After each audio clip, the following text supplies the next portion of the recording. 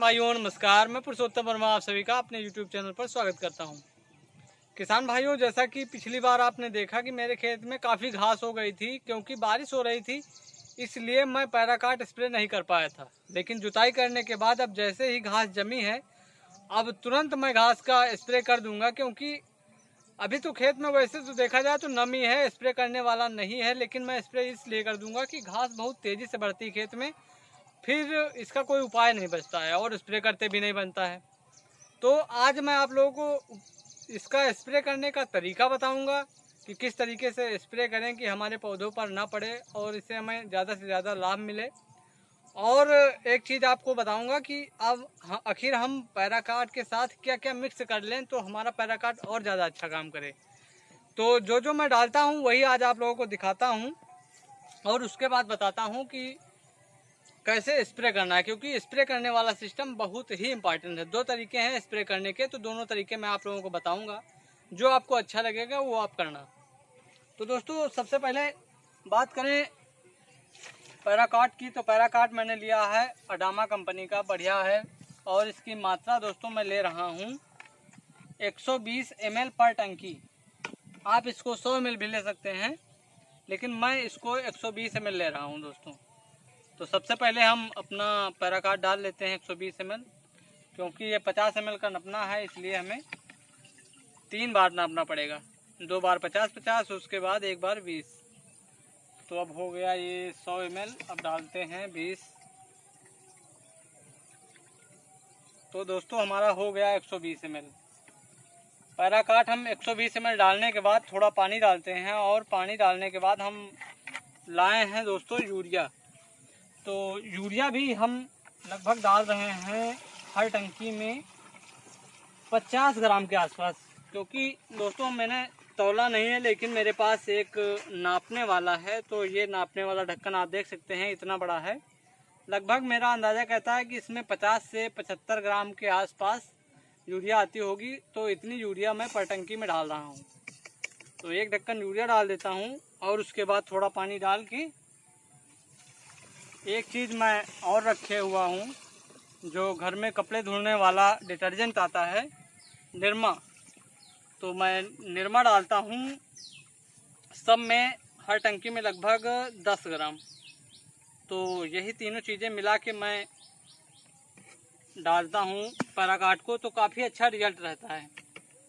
तो दोस्तों इतनी चीज़ें मैं मिलाकर डालता हूँ, तो ये चीज़ें मैं आप लोगों को बताने वाला था। तो इतना सब दिखाने के बाद अभी मैं चलता हूँ आप लोगों को जो सबसे इम्पॉर्टेंट है डालने का तरीका, वो दिखाता हूँ।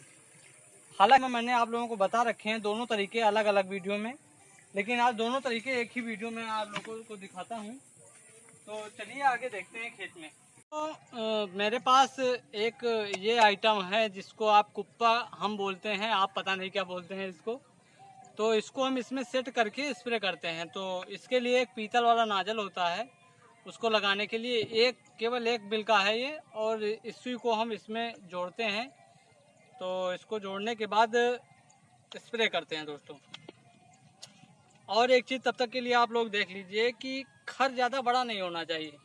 अगर आपके खेत में घास ज़्यादा बड़ी हो जाती है तब स्प्रे करने में दिक्कत होती है, लेकिन अगर इस साइड का खर रहता है तो सब आसानी से पूरा जड़ से चला जाता है। अगर खर आपके खेत में बड़ा हो रहा है तो बड़ा खर ऐसा होता है कि उसमें पत्तियां जल जाती हैं, बाकी उसका डंडा बीच का रह जाता है, जिसमें से बाद में कल्ले फिर से निकलते हैं।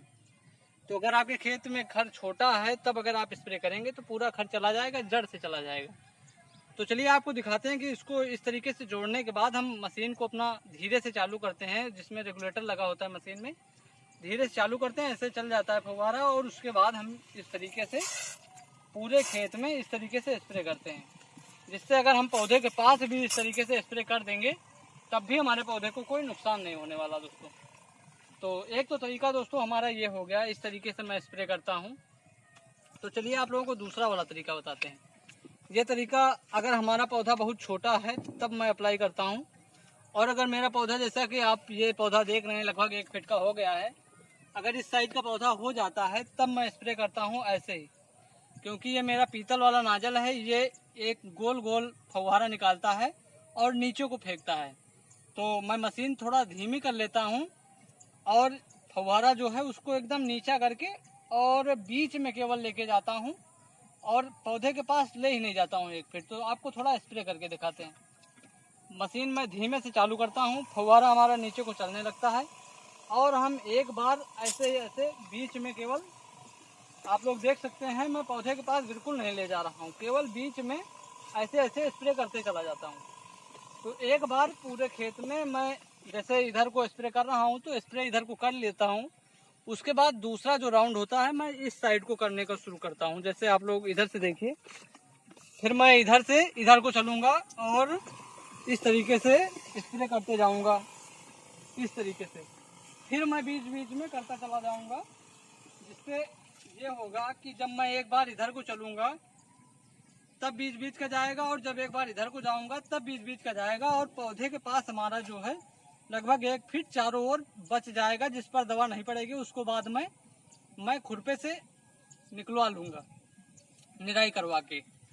तो इस तरीके से दवा स्प्रे करने से पूरा खेत की घास खत्म हो जाती है। लेकिन जो मेरा फर्स्ट वाला तरीका है वो ज़्यादा सही है, उससे रिस्क कम रहता है खेत में केले के पौधों पर पड़ने में। लेकिन अगर हमारा जो दूसरा वाला तरीका है आप इसको अप्लाई करते हैं तो इसमें थोड़ा रिस्क है, क्योंकि अगर आप ज़रा सा भी फव्वारा ऊंचे करके चलाएं तो दवा उड़ के पौधे पर पड़ सकती है, या हवा चल रही है तब पौधे पर पड़ सकती है, या आप अगर नहीं ध्यान दिए ज़्यादा घास मिटाने के चक्कर में पौधे के पास तक लेकर चले गए फव्वारा, तब भी पौधे को नुकसान हो सकता है।